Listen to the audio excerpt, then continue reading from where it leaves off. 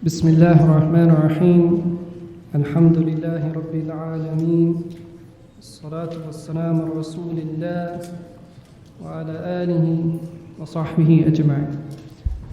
So alhamdulillah, we're reciting tonight in Surah Fussilat. And so as you see now, we're not starting at the beginning of a new juz every night, because we're reading extra in our halaqah after Asr so that we can get ahead, so that we can finish the Quran on Monday night on the 27th, inshaAllah. So Surah Fussilat is a very beautiful surah. We have these powerful ayat describing the power of Allah subhanahu wa ta'ala and the way that He creates the heavens and the earth and all of the different stages that everything went through. And we know that this is the sunnah of Allah subhanahu wa ta'ala, that He creates in stages. If He wanted, He could just make everything jump into existence exactly the way it is right now. The earth the way it is, the universe the way it is, all of us at the age that we are right now.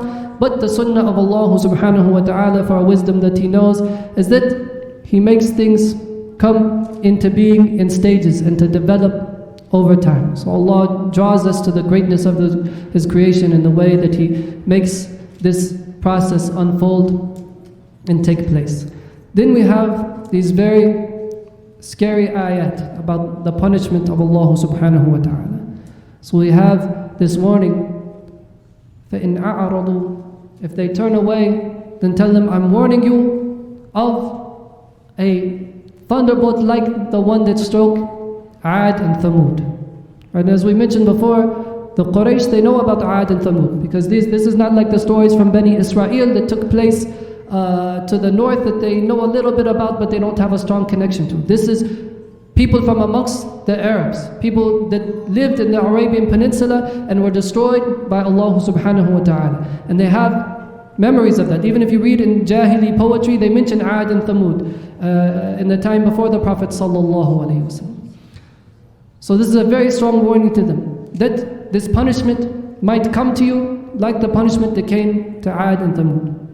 Then we have the very frightening ayat that talk about the Day of Judgment. Because this is the way of Allah subhanahu wa ta'ala, that some people He punishes here in this dunya before He punishes them on the Day of Judgment.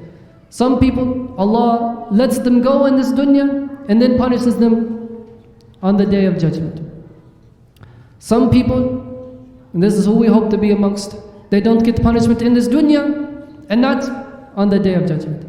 But here Allah mentions both. The punishment that happens in the dunya and the way that He destroyed Ad and the way that He destroyed Thamud. And then He mentions what will happen on the Day of Judgment, when the people will come and their sight and their vision and their skin will all bear witness against them. So can you imagine that? Imagine somebody has a court case, right? You go in front of the judge and the judge brings witnesses, other human beings, right? Maybe they say the truth, maybe they don't. Maybe one of them is a friend of yours and he'll say the right thing so the judge doesn't give you a hard time. Maybe you can bribe them, or maybe you can intimidate them into saying something. Or maybe they didn't see exactly clear. They say, oh, I saw something, it looks kind of like him, but I'm not 100% sure.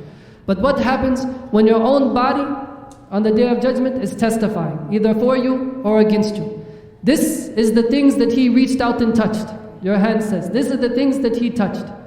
Your eyes saying, this is the things that he or she was looking at. Your ears saying, these are the things that this person was listening to. Your tongue saying, these are the things that the person used to say.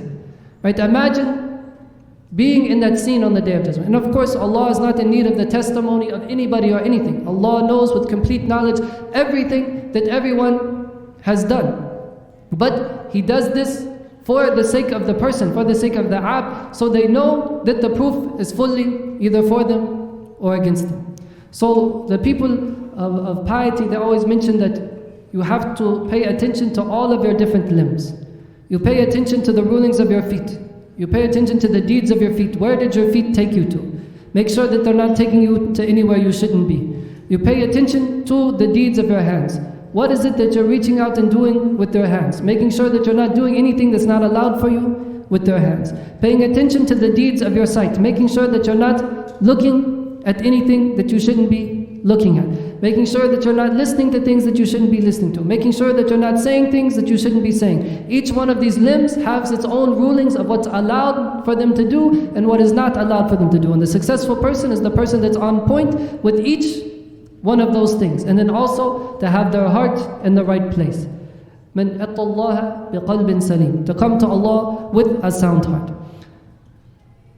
Now the ayat that we read were very scary, but there was one very hopeful ayat. When Allah mentioned how He destroyed Thamud, He said, وَنَجَّيْنَا الَّذِينَ آمَنُوا وَكَانُوا يَتَّقُونَ. Amongst these ayat are talking about the people that He destroyed. Allah says, there's some people that we saved though. Who are the people that we saved? The people that believe, first of all, and then the people that had taqwa. The people that stayed away from those things that are displeasing to Allah. So in times of fitna, in times of confusion, in times of corruption, this is the key to being the people that are saved even if no one else is. To hold on to your iman, your belief in Allah and your connection to Allah, and to be people of taqwa. Be people that act upon their iman. الَّذِينَ آمَنُوا وَعَمِلُوا الصَّالِحَاتِ. May Allah subhanahu wa ta'ala make us all من المؤمنين المتقين. آمين. وصلى الله على سيدنا محمد وعلى آله وصحبه.